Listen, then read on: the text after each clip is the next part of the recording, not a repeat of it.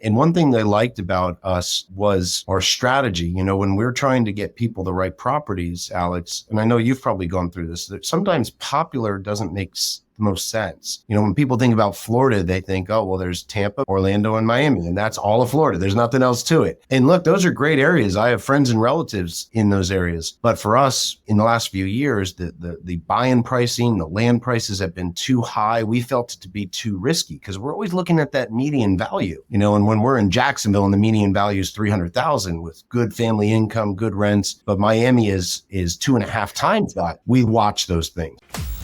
Welcome to the Physicians and Properties Podcast, the show where we teach you how investing in real estate can give you the freedom to practice medicine and live life how you want. Doctor. Now, here's your host, Dr. Alex Schloe.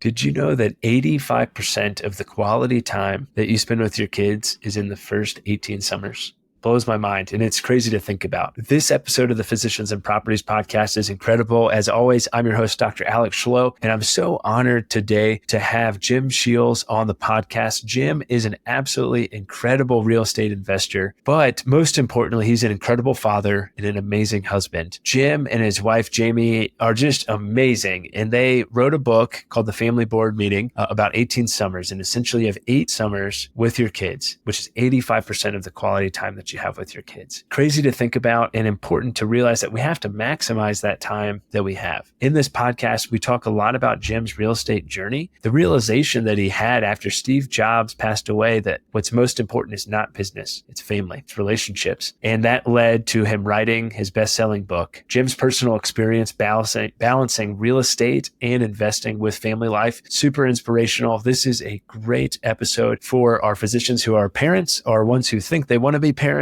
and super important for entrepreneurs and investors. So without any further ado, let's get started with this really important and amazing episode with Jim Sheils. Jim Sheils, welcome to the Physicians and Properties Podcast. I'm so glad to have you on the podcast tonight. Thank you for staying up late in sunny St. Augustine, Florida. I really appreciate it, and being patient with our technology woes over here in Colorado Springs. So I appreciate it. Thanks for the time, and really looking forward to the discussion tonight. Yeah, me too, Alex. Thanks for having me. Absolutely. Absolutely. Well, for folks who don't know who you are, Jim, do you mind telling them a little bit about yourself?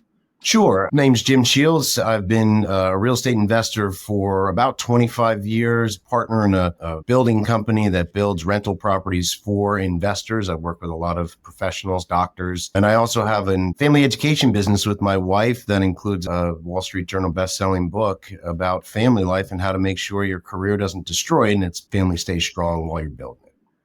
That's great. Yeah, definitely want to hit the book. If super timely to hear this, especially as we're going into Christmas, and something that I know doctors struggle a lot with is like, hey, how do I balance a busy medical practice, maybe some side gigs, and trying to be a present father or present mother? And it's difficult to do. And you guys do a really good job at explaining and inspiring folks to realize like, hey, it's 18 summers and this is what's most important, and making sure to put that first. Before we get into that, I do want to hit a bit about your real estate journey, because you've had a pretty incredible run over the last 25 years. Do you mind telling folks how you got into real estate, why you got into real estate, and we'll just kind of pick that apart and hit some key points along the way?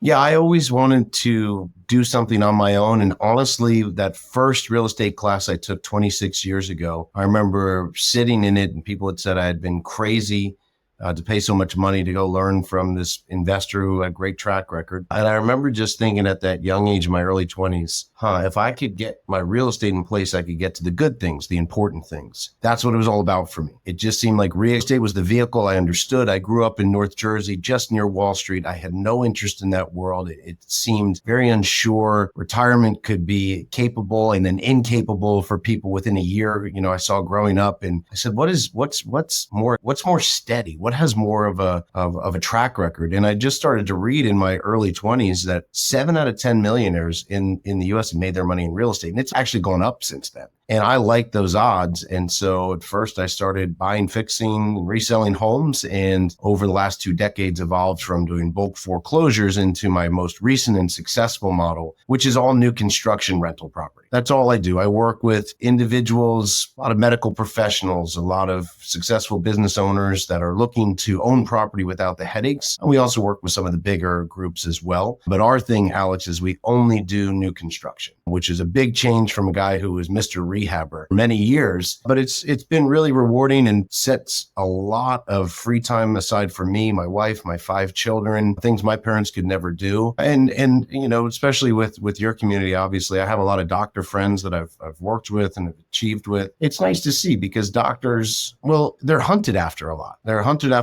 And unless you have doctor friends, you don't know, oh, hey, we have insurance and we have other things. And a lot of people just don't see that.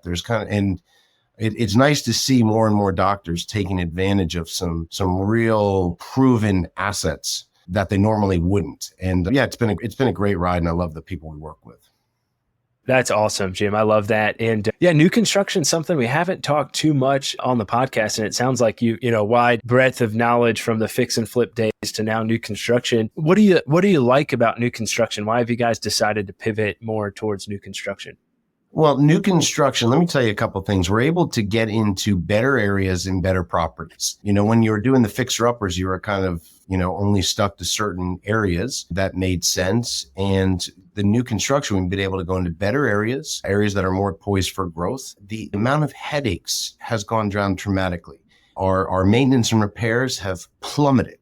Plummeted from the old model of rehabbing houses from the 1950s or 60s. And I own those, but I just know that, after a few years, my maintenance and repairs are much more. An interesting one as well, Alex, was the tenancy timing. We went from having a tenant for an average of about 30 months. The average tenant was staying over 3 years. And when you look at that, these are all things that are good. When we looked at the long-term growth, the rental growth, the value growth, it was so much more successful than our older model. And we've done thousands of both. And so being able to look at them, I'm going, okay, for myself, because I want to buy back my time the same way I do for my clients. My way of thinking years ago was very different. Actually, my wife and I wrote a second book on this. And I used to own way more properties personally. And today I own way less of better quality, yet I have more equity, more cash flow than I ever have in my life from them. So that's what I like about new construction. A lot of doctors or professionals or business people think, okay, I want to get real estate, but I have to mount up a ton of properties for it to create some sort of retirement income or secondary income. That's just not true. I believe with new construction and such, whether it's with us or someone else, you can look longer term and you can own less of better quality and get better results with less time.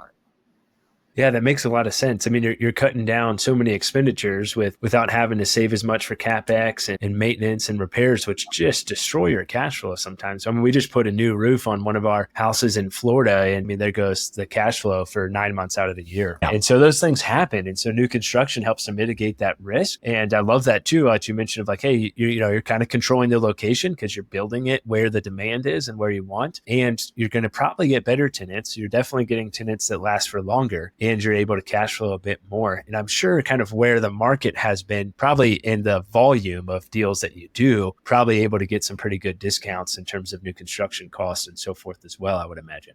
We've been very lucky. In the beginning of 2020, we really took a risk and doubled, tripled, quadrupled down into our land positions, which was a good thing to do. We said this crazy pandemic thing is either going to be really good for real estate or really bad. We said we're going to buy like it's going to be really good, and the land costs were phenomenal then. So we don't have a shortage of land as a builder. A lot of builders, the problem is they don't have any buildable lots, and now they're trying to buy in at today's prices. Well, we were lucky to buy in almost 5 years ago. We have over 5,000 lots that we're building out. And another thing that is good is a lot of people, when you hear about new construction, especially in what we do, like new construction turnkey or build to rent, there's a lot of terms. Most of the people only do single family homes. And I like single family homes. I own single family homes. But part of our recipe for success is also duplexes and quad communities. So you can own quads, because now this is residential real estate. We can still get that great financing, which is a key component right now to make or break deals. And so that can also get them more bang for their buck if they choose to go into these, proven residential strategies as well. Yeah, that's great. And for folks who are wondering why that's a good idea, economies of scale is the big one. I mean, you can get multiple units for probably close to the same price, and it's protective. Hey, if one tenant leaves and you have a fourplex, then you still have three tenants who are still paying, which is great. Exactly. So yeah, that's a great way to do it. That is awesome and a great strategy. Are you predominantly building in Florida, or are you guys doing this all over the United States, or what's your market of choice? We're in Florida predominantly, but we've now gone into Texas and Tennessee and the Carolinas. About 2 years ago, we were partially acquired by a large group called Sumitomo Forestry. If you look up Sumitomo, they're going to come up. They're a large conglomerate out of Japan. Warren Buffett is very heavily invested in one of their other phases, and they've 330 years old. They built 17,000 homes worldwide. We had been looking for a partner to help expand our business. And they came in 2 years ago, liked us, bought into a piece of our company. They paid off all of our bank debt. So as a builder, we are one of few builders of our size with no debt. And obviously that's a very good thing for health, being able to bond projects. And they've been able to set us up in all of these additional markets, but also, it's been good for our suppliers, for our connection when you're stepping into such a powerhouse, and it's been exciting. And one thing they liked about us was our strategy. When we're trying to get people the right properties, Alex, and I know you've probably gone through this, that sometimes popular doesn't make the most sense. When people think about Florida, they think, oh, well, there's Tampa, Orlando, and Miami, and that's all of Florida. There's nothing else to it. And look, those are great areas. I have friends and relatives in those areas. But for us, in the last few years, the buy-in pricing, the land prices have been too high. We felt it to be too risky because we're always looking at that median value. And when we're in Jacksonville and the median value is $300,000 with good family income, good rents, but Miami is 2.5 times that, we watch those things. So that's been a great part of having Sumitomo with us for not only their research, but their support. And that's allowing us to go into multiple states with not only our building operations, but we're one of few builders too, Alex, that has their own in-house financing. So one of the keys we found in the last 2 years, and I know we're all going through it, is, golly, I wish I could have had the interest rates I was locking in at before June of 2022. What we actually do, luckily, since we have a really healthy balance sheet, we're able to go into banks. We work with 2 banks now, and we buy large tranches of mortgage money. It's called a builder forward commitment. We pay for this money up front, and then we're allowed to use this financing on projects we're personally building, on homes we're personally building. And we're locking our clients in right now down as low as 3.75%. And that's not some teaser rate for a year or two. That's either 10-year fixed, 30-year AM, or 30-year AM, 30-year fixed, depending on what you want to do. And that alone, as you know, that can make or break someone having positive cash flow right off the bat. We're having to go to, the normal rates today of 7.5. And so that's one of the big components. And I encourage for anyone out there, whether you're coming to Florida to see us or working with someone, look to see, do the builders have some sort of special incentivized mortgage programs? Because sometimes they can do what we do, and you can take advantage of these lower rates that we pay the buy down, not the investor. That's amazing. Wow. What was it like? Because we're hitting a place in our business now where we need to bring on partners or we need to expand the team. What was it like as you were kind of growing throughout your real estate journey and you realized, hey, it's time for me to start hiring. It's time for me to start scaling, delegating and elevating these things. What was that process like for you, Jim? Yeah, it's quite you always want to operate like you're a 2 or 3 person powerhouse, little entrepreneurial, go for the gusto. But what I've learned is what you have to do is you have to surround yourself with really good people, continually be firing yourself in things that you are not the best at and shouldn't be doing. And, in the old Gary Keller, the one thing, what is the one thing you really got to be given focus on? That's super important. And if you're going into bigger, let's say, Physician and Properties podcast and organization is taking off, and man, there's a lot of people looking to get more involved with you and to grow it to the next level. The thing I would encourage, and this was my partner who really handled this, him and his father who founded the company, and then I joined as a partner. But what I found was we had a lot of people approaching us to want to buy in or invest with us in the company itself. And they weren't really people that you got a feeling were going to support you in the long term. There's a lot of reputation out there of people buy into a business and kind of rip it up and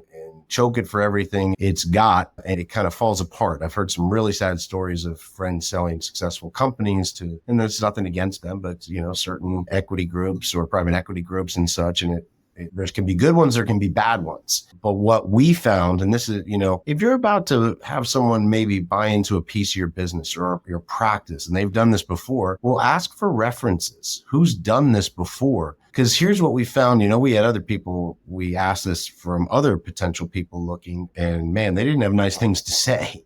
Now, with the people at Sumitomo, this was interesting. A lot of the partial owners had, a 2 or 3 year earn out for if they wanted to step out. But the funny thing was, Alex, a lot of these guys were still there 10, 12, 14, 16 years later. And they said, why would we leave now? We're enjoying it so much. A lot of the pressure has been taken off by bringing in a good partner. And so that's a good sign. If someone's looking to buy into your business, I'd get some references. Who have they done this with before and see what's happened? I don't know if that's oversimplistic, but it was digress. Yeah, that's great advice. And the culture that they created there and the business that they created there is so important for those partners to stay. Yeah, I've heard that advice too when you're looking for a new tenant. Like, don't call their current landlord because that current landlord may just want to get rid of them. So I'll tell you whatever.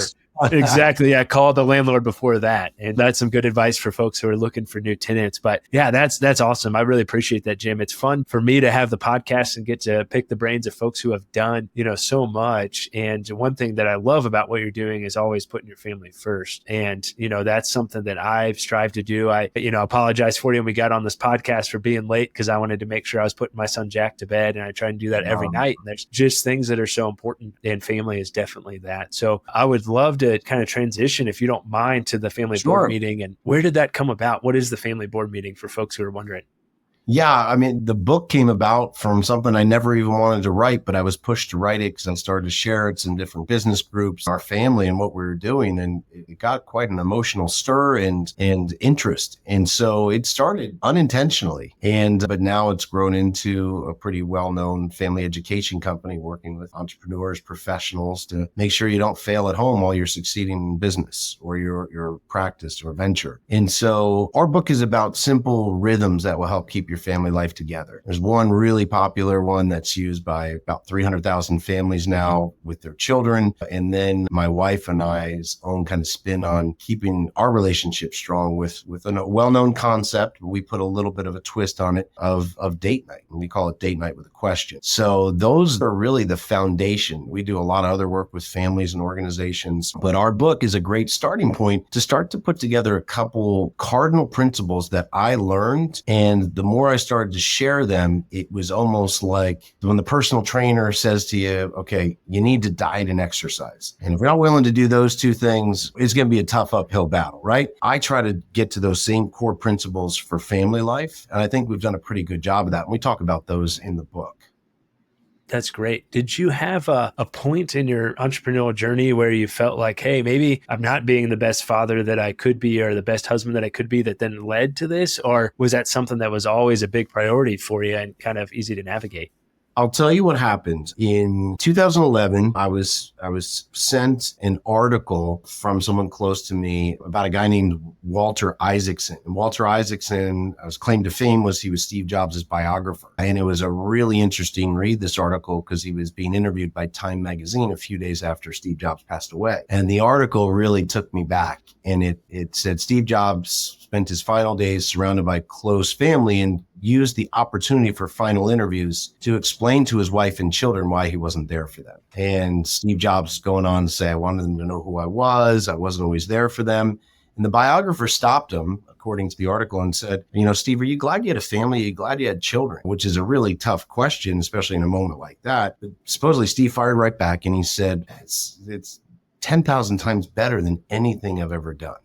And that's Steve Jobs. And this hit me. And what was interesting for me to hear that at the time, Alex, I was watching the news. Steve had just passed away. You probably remember it. There was candlelight vigils all over and murals being painted and unbelievable stories of his entrepreneurial adventures, which I looked up to. But no one was really talking about this. And I had read a quote too that, a man receives extreme clarity, a person receives extreme clarity at the end of their life. And if that's true, Steve Jobs just left me some important clues. And when I got this, it was a time in my life where I really needed to hear this. We were, back into a driver's position with our real estate investment company, but we had, come near bankruptcy in the meltdown. I mean, that was the worst real estate meltdown in 100 years. It was extremely stressful. We were doing pretty good again, but still licking our wounds and our stitches. But I'm running two businesses. I have two adopted sons and we're having miscarriages. So I'm in the middle of running, we now have 5 children, but,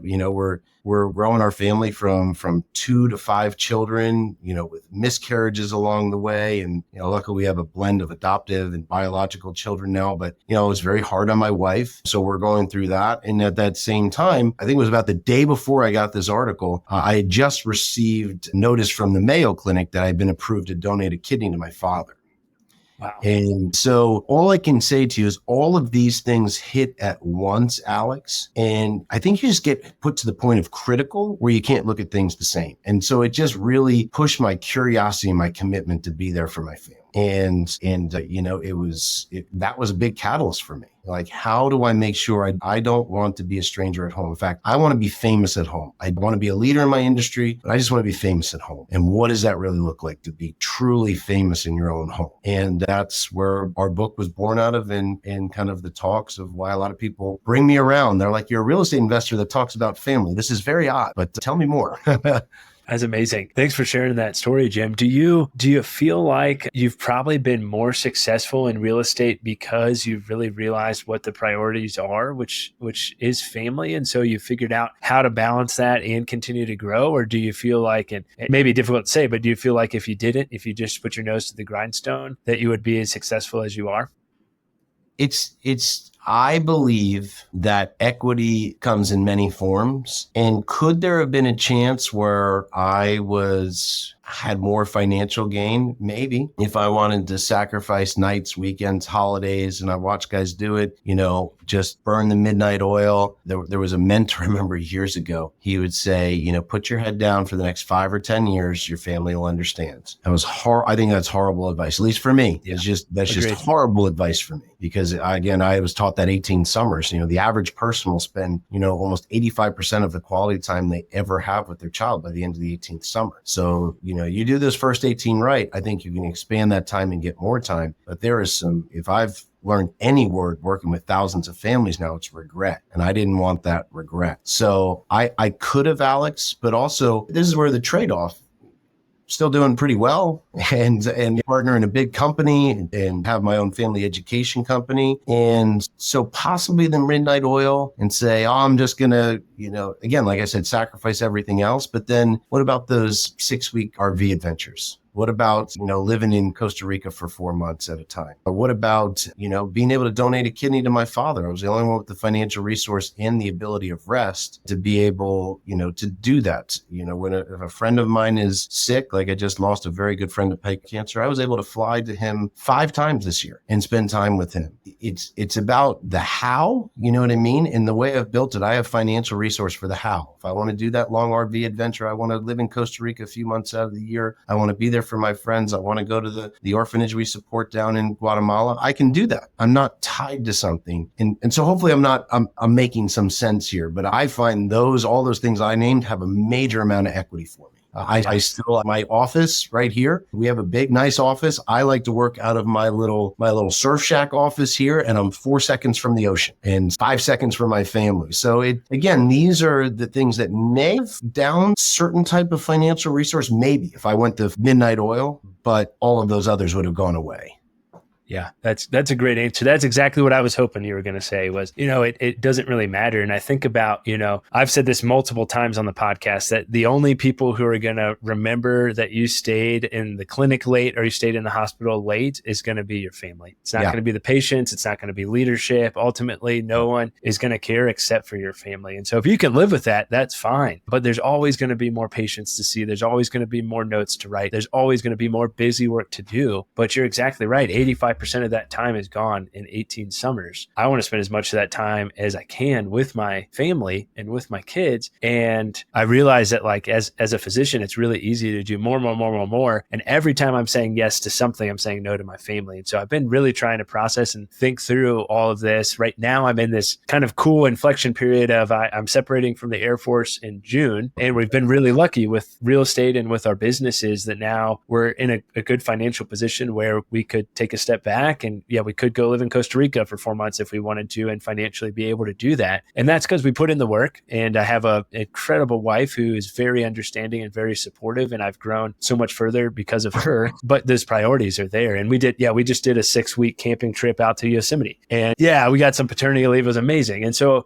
and I look back on this last year and I think about what were the happiest moments that I've had in 2024. All of them are with my family. And the best 6 weeks of my entire time was going on that camping trip. So sorry, 4 weeks. I said 6, but I apologize. It was 4 weeks. And that was the best 4 weeks I had. The next one 6 for you. So exactly. Right? Yeah. Just extended by 2 weeks every year. I think too, I always feel for my doctor friends, and I don't know how much it weighs on you, but you guys worked hard to get with what you're doing. It's held in a high regard, but also puts pressure on you guys. And a lot of people don't even talk about the Hippocratic Oath either. I mean, I know a lot of doctor friends that, they're really good people and they take that seriously. So it almost, there's like a pull. You're like, well, I've given myself to this and I have to be there. But then there's the balance of family. But then also like, what I think of you, and I smiled big when you said you took the 4-week trip, I was going to sarcastically say, but Alex, you could have opened that second practice. And you're like, oh, but hold on, now I'm kind of missing the point and the balance and the equilibrium. Do you see? So I feel for my doctor friends because I think you guys get pulled in 2 different directions, family and a lot of my doctor friends, that weighs on them, the Hippocratic Oath.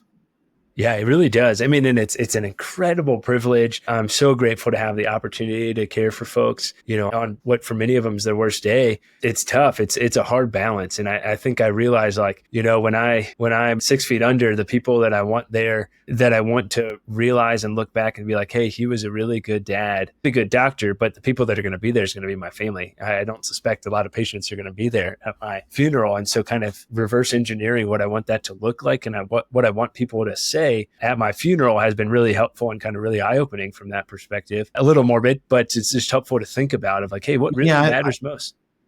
I've had too many friends now leave too suddenly. And so you can either take that as, oh, that's fear, I'm not going to pay attention, or that's just realization and appreciation for the time we've got. Yeah. And so I think it's good to look at those things. And I think it's good to always be self-checking. So the one thing I can say is people were like, well, what's your advice? I said, my advice is there's no perfect family. And if you're expecting me, if I'm brought in to teach, I said, if you wanted me to teach how to perfect family, I have no clue how to do it. I couldn't even fake that. We have, setbacks, troubles, grumpy teens, But again, family life's not about perfection. It's about bridging imperfections and then just enjoying the time we have together. And when you take that word perfect out of the equation, it's like there's just this, and things seem to go better because I need to have the perfect marriage. I need to have the perfect family life. It's not about perfection. It never has been. And so the fact that if we take that off, but also someone like you is saying to me, I'm always looking at it, I'm always checking. I don't know about you, but I grew up with some wild people. And the ones that went into recovery were the guys who were always like, nah, I don't have a problem. No, I'm fine. For me, even though like alcohol wise, I'm not a big drinker at all. I was always like, no, this could be me. I could have a problem. I just was always, and I think that's a good accountability. And I'm always trying to give myself credit, but also hold myself accountable. Alex, and could I have done that better? Could I have been more engaged with my kids right there? Could I have been more patient? And it's when you keep doing that, I think you keep a good trajectory moving forward.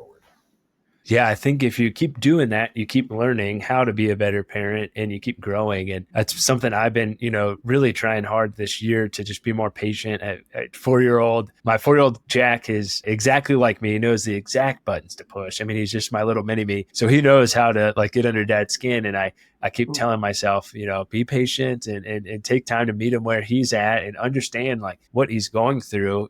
He's 4 years old in this big world and all these emotions and all these things are happening. And I feel like a lot of times I'm putting a lot of pressure on him or trying to push him right now to be the son that I want him to be in 18 years. And that's not the case. We got time to work on that. And so that's been something I've been learning of like, hey, how can I be patient? How can I meet him where he is and just be there for him? And I think the big thing is just, especially in young kids, like they just want quality time. Like all he wants to do is play with me. And so I deserve to play with him when I can, as much as I can. And so when I get home, I take the phone, I put it on the kitchen counter. I don't touch it till he goes to bed because there's nothing on that phone that's more important than Jack and my family. And so that's been a big game changer for me lately. I was thinking about too, right before bed, we've started kind of incorporating some habits. I just recently read Habits of the Household, which is a great book as well in the parenting realm. And Jack and I like kind of came up with a little mantra we say each night. We just started doing it. And so I'll say, it's basically, you are strong, you are smart, you are loved by Jesus and your family. And so I'll say, you are, and he'll go strong. And I'll say, you are, and he'll say smart. And then you are, and he'll say loved. And tonight he said that. And then at the end, he's just like, I love Jesus. It was so cute. And I'm like, dude, it's a 4-year-old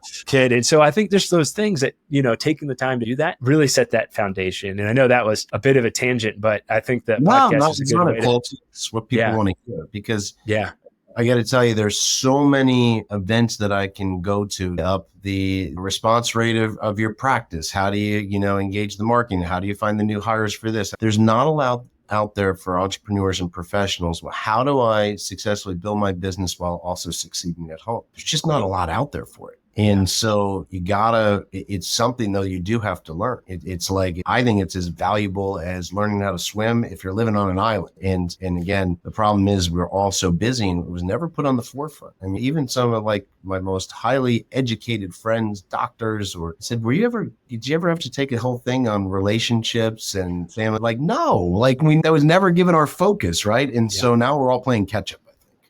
Yeah. And no real estate investing education or financial education. There's lots that we didn't learn. Yeah. We learned a lot about medicine. We did not learn a lot about some other things that are really important. That's awesome. Well, Jim, I want to be respectful of your time. As we're wrapping things up, are there a couple practical steps for folks who are listening that you would recommend or some advice for physicians who invest but also feel overwhelmed in personal and professional demands? Are there a couple tips that you have for them?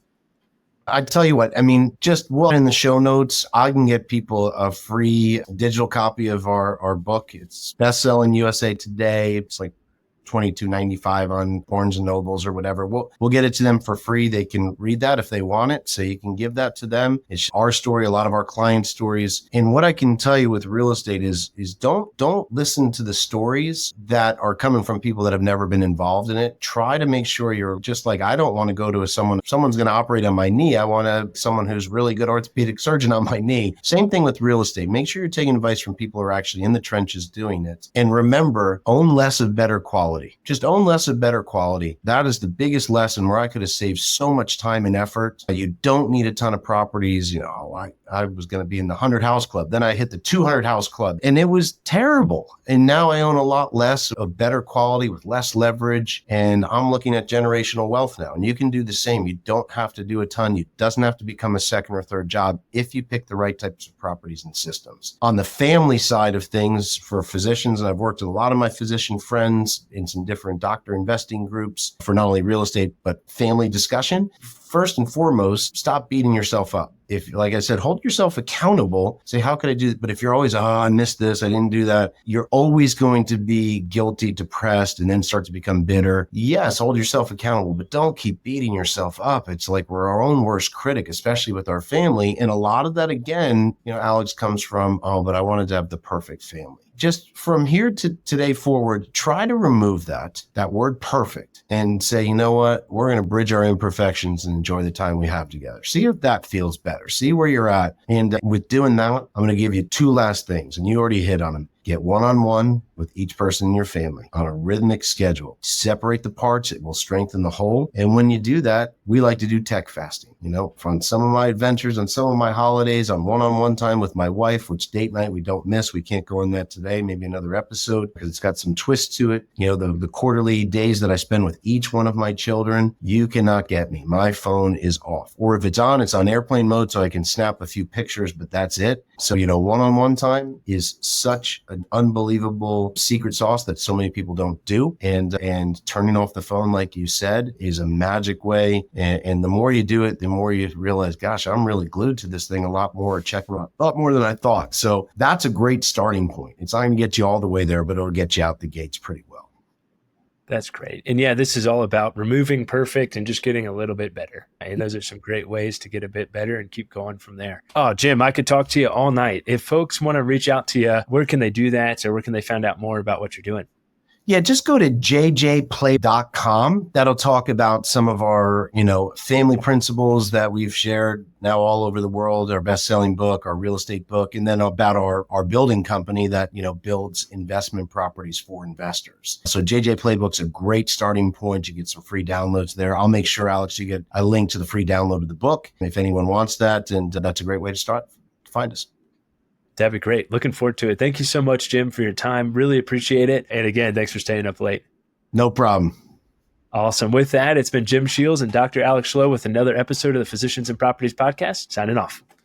Hey, real quick, if you're still listening to this, I'm assuming you got value from it. So I need your help specifically. My 2-year vision with this podcast is to help 100,000 physicians learn how investing in real estate can give you the freedom to practice medicine and live life how you want. There are 2 main ways that a podcast grows. One is through ratings and reviews, and the other is word of mouth. If you can please leave me a 5-star rating and review on Apple Podcasts and Spotify, as well as send this to 1 to 2 friends that you think would get value from it, we can reach the physicians that we want to reach. Thanks in advance, and talk to you on the next episode. Please note that the information shared on this podcast is for informational purposes only and should not be considered financial or medical advice. The views expressed on this podcast are those of the host and the guest and do not necessarily reflect the views of the Department of Defense or the United States Air Force.